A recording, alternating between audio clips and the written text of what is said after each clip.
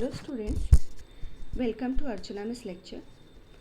Student, today I shall be teaching 10th standard English 1.3 Basket Full of Moonlight. Let's see the poem. O moon, give me moonlight, basket full or two baskets full with seeds of moonlight. From the city to my village, on the sides of the path, I want to so many small moons of light. The whole village goes to the city daily to work. It becomes dark on its way back. As my village is quite far, the route is tough and full of snakes and scorpions. Neither bus nor cart plies. When my father returns home, I am asleep. And he goes back early in the morning while I am sleeping. O moon, give me a basket full of moonlight on loan. I want to light the dark route so that my father returns early. I too want to hear fairy tales and stories from him. O moon, give me a basket full of moonlight. I want to sow seeds of moon on the sides of the path. Sunil Sharma. The poem is translated from Dongri.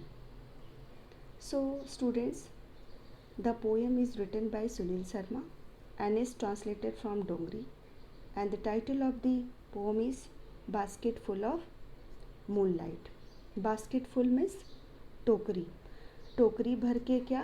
Moonlight. ठीक है, चांद का उजाला, चांद की रोशनी. यहाँ पर एक छोटा सा बच्चा जो स्पीकर है, जो बोलने वाला है, जो पोयम को बोल रहा है, वो एक छोटा सा बच्चा है. सुनील शर्मा इमेजिनेशन करते हैं कि एक छोटा सा बच्चा जो रिक्वेस्ट कर रहा है मून से उसके लाइट को पाने के लिए. उसकी लाइट को पाने के लिए क्यों बोल रहा है? क्योंकि वह अपने पापा से कहीं ना कहीं बहुत प्यार करता है. और इसमें एक फादर है और एक जो बेटा है उसकी रिलेशनशिप को भी बताया है कि वो कितना प्यारा होता है. और एक छोटा बच्चा मून से क्या अपील कर रहा है, क्या रिक्वेस्ट कर रहा है. O moon, give me moon light. वो बोलता है कि ओ मून, ओ चाँद, मुझे थोड़ा मून लाइट दे दो. बास्केट फुल, एक टोकरी भर के या दो टोकरी भर के. With seeds of moonlight. Seeds मतलब बीज, मूनलाइट. अपनी मूनलाइट के बीज दे दो ताकि वो उससे और भी मूनलाइट्स को क्या करे, जनरेट कर सके. From the city to my village, गाँव से ले करके. From the city to my village, हाँ, गांव से लेकर शहर से लेकर के गांव तक. On the sides of the path, road के दोनों तरफ. शहर से लेके गांव तक रोड के दोनों तरफ. पाथ मतलब रास्ता, ऑन द साइड्स मतलब साइड्स, बगल में, दोनों तरफ, रास्ते के दोनों तरफ. I want to sow many, मैं बहुत से मूनलाइट लगाना चाहता हूँ. मैं बहुत सारे मूनलाइट को बोना चाहता हूँ. कैसे? स्मॉल मून्स ऑफ लाइट, छोटे छोटे मून्स ऑफ लाइट जिसमें जनरेट हो जाए, जिसमें छोटे छोटे मून्स लाइट आ जाए. मैं ऐसे बीज को वहाँ पर साइड बाय साइड बोना चाहता हूँ, रास्ते के साइड बोना चाहता हूँ, जो कि कहाँ से निकलती? सिटी से विलेज को आती है. द होल विलेज, क्यों ऐसा करना चाहता है? क्योंकि the whole village goes to the city daily to work. क्योंकि पूरे गांव को काम के लिए, पूरे गांव को घर के खर्च के लिए, घर के जो उनका जीवन यापन है उसको परिपूर्ण करने के लिए, पूरा करने के लिए शहर जाना पड़ता है. डेली वर्क के लिए शहर जाना पड़ता है. तो वो चाहता है कि मुझे मून लाइट मिल जाए ताकि मैं इन विलेजर्स के लिए, इन पीपल के लिए जो गांव में रहते हैं, जो सिटी को वर्क को जाते हैं, मैं उनके लिए लाइट बिखेर दूँ. जब वो रिटर्न आए शहर से तो उनको तकलीफ़ ना हो. It becomes dark on it's way back. क्यों ऐसा करना चाहता है?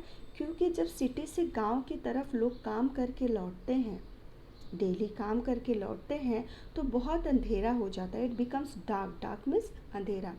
जब बैक मीन्स वापस आते हैं तो बहुत अंधेरा हो जाता है.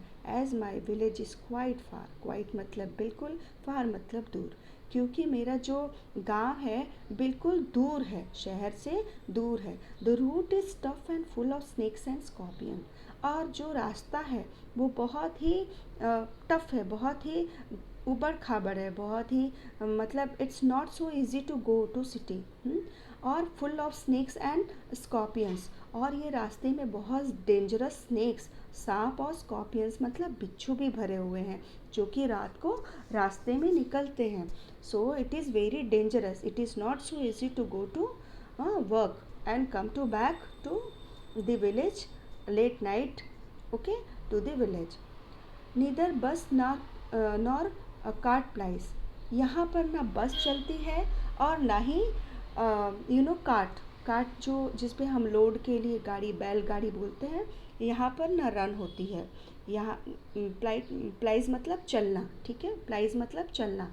ना ही यहाँ पर बस चलती है और ना ही यहाँ पर कोई कार्ट चलती, कोई बैलगाड़ी, कोई लोड ढोने वाला गाड़ी ही चलता है। When my father returns home I am asleep. और जब मेरे फादर रिटर्न आते हैं जॉब से, जब मेरे फादर घर पे आते हैं काम से, तो उस वक्त मैं सो गया रहता हूँ, क्योंकि वो लेट हो जाता है, बाय वॉकिंग आते हैं, इसलिए मैं सो गया रहता हूँ। So and he goes back early in the morning, और वो सुबह जल्दी चले जाते हैं, वाइल आई एम स्लीपिंग, जब मैं सोया रहता हूँ। दैट मीन्स यहाँ पे जो स्पीकर है वो बोलना चाहता है कि मेरे फादर से मेरी मुलाकात नहीं हो पाती है, क्योंकि जब वो जाते हैं तब मैं सोया रहता हूँ, और वो जब आते हैं तभी मैं सो जाता हूँ, क्योंकि बहुत लेट नाइट आते हैं। सो अगर मून लाइट रहेगा सड़क के दोनों तरफ, तो ऑब्वियसली व्हीकल्स चलेगी और वो जल्दी रास्ते को जल्दी पार कर सकेंगे और घर पे जल्दी आ सकेंगे। जल्दी आकर के वो क्या सोचता है कि उसके साथ में थोड़ा उस टाइम पास करेंगे, उसके साथ में एन्जॉयमेंट करेंगे। So it's disclosed in the next stanza, O moon give me a basket full of moon light on loan. वो क्या बोलता है, मुझे लोन पे टोकरी भर के मून लाइट दे दो। लोन मतलब होता है क्रेडिट, उधार, ठीक है। लोन पे मून से अर्ज करता है, मून से रिक्वेस्ट करता है कि मुझे basket full of moon light दे दो। I want to light the dark route, मैं इस जो अंधेरे जो पाथ है, जो रास्ता है, उसको लाइट अप करना चाहता हूँ, उसमें उजाला बिखेरना चाहता हूँ, ठीक है। सो दैट, क्योंकि मेरे जो फादर हैं वो रिटर्न्स अर्ली, वो वापस जल्दी आ जाए, ठीक है। I to want to hear fairy tales and stories from him, क्योंकि मैं भी अन्य बच्चों की तरह उनसे परियों की कहानी, फेरी मीन्स परियों की, टेल्स में स्टोरी, परियों की कहानी सुनना चाहता हूँ, एंड बहुत सारी स्टोरीज भी सुनना चाहता हूँ। Fairy tales and stories from him. O moon give me a basket full of moon light, O moon मुझे बास्केट फुल, टोकरी भर के मून लाइट दे दो। I want to sow seeds of moon, मैं जिससे कि आई वॉन्ट टू सो, उसके सीड्स को, आपके सीड्स को क्या करना चाहता हूँ, रास्ते के दोनों साइड में लगाना चाहता हूँ, on the sides of the path, ताकि जो विलेजर्स हैं, इंक्लूडिंग माई फादर, जो शहर से गांव की तरफ आते समय इस डेंजरस रास्ते को पार करते हैं और काफ़ी दूर हो जाता है, जिसकी वजह से बसेस, कार्स, कोई व्हीकल नहीं चलती है, उसकी दूरी कम हो जाए और ये इस रास्ते में व्हीकल्स चलने लगे। सो वो रिक्वेस्ट करता है कि मुझे थोड़े मूनलाइट दे दो, ताकि मैं इस रास्ते में उजाला भर सकूं, रास्ते के दोनों तरफ मूनलाइट्स को प्लांटिंग कर सकूं।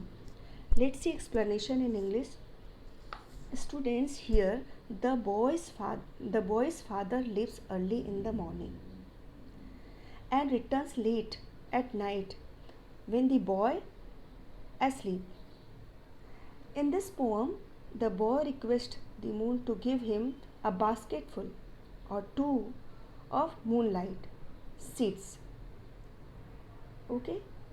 He wants to light the dark path for the villagers, especially for his father. He wants his father to return home early and tell him stories.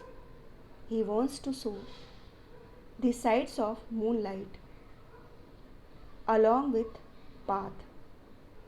and the path along the path, and the path should light up permanently for the villagers as well as his father. Here in next to stanza he speaks in this poem in this poem actually a very small boy.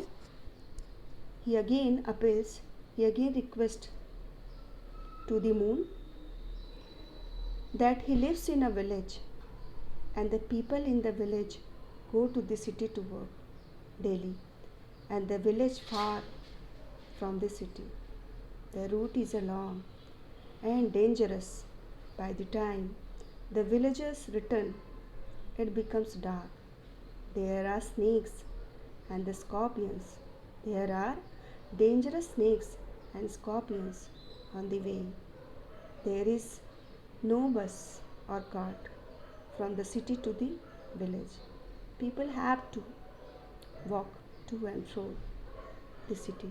That's why he urged moonlight basketful or 2 baskets full, so that he can sow it, that through this he can light up the both sides of the path, that his father, including the villagers, come back from their daily course very soon to their home, and he can hear the fairy tales and the stories from his father.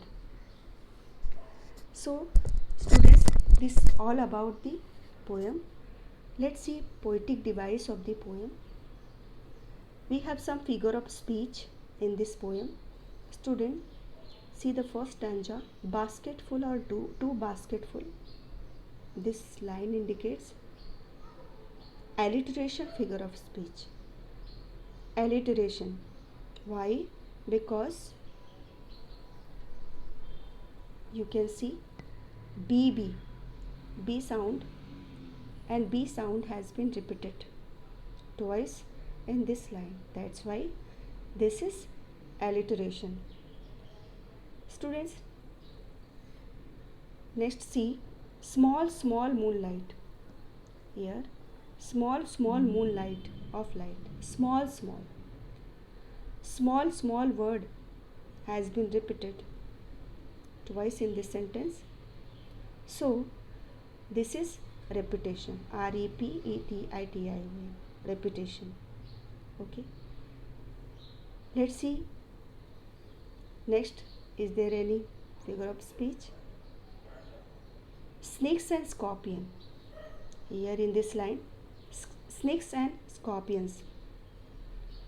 Now tell me which figure of speech should be there. SS sound has been repeated two times.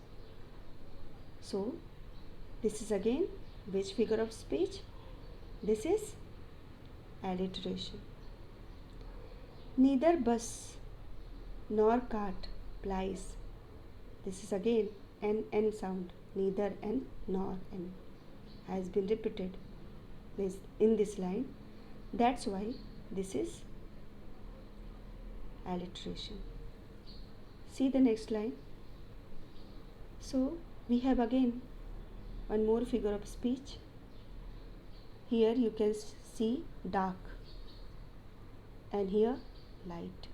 In the same line, two opposite ideas are included. Light मतलब उजाला, dark मतलब अंधेरा. So यहाँ पर दो opposite word, विपरीत word. So this line indicates antithesis. ANTITHESIS. Antithesis figure of speech. So students, it's all about the poem. I hope you understood this poem. Thank you.